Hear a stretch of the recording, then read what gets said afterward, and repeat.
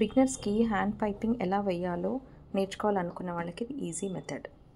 First 1 inch తీసుకొని piping వేసి దాన్ని 1/2 ఇంచ్తో కట్ చేసిన తర్వాత లైనింగ్ ఉంటుంది కదా, లైనింగ్ పైన 1/2 ఇంచ్తో ప్లేస్ చేసి మీరు కుట్టండి.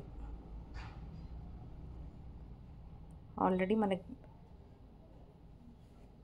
బ్లేడ్ ఉంటుంది, దాని ప్రకారం మధ్యలో పెట్టేసుకొని 1/2 ఇంచ్ విడ్త్తో కుట్టేసేయండి.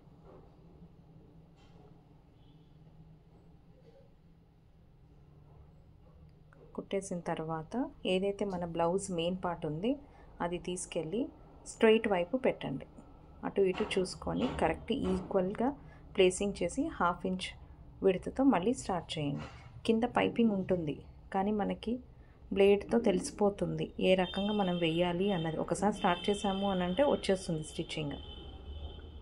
చేసిన తర్వాత దాన్ని ఓపెన్ చేసి ఒకసారి చూసుకొని అటు ఇటు ఇటువైపు పైపింగ్, ఇటువైపు లైనింగ్, అటువైపు మెయిన్ పార్ట్ పెట్టి మధ్యలో ఇంచి స్టిచ్ చేసాను. అప్పుడు ఇంకా చాలా బాగా నీట్గా వస్తుంది.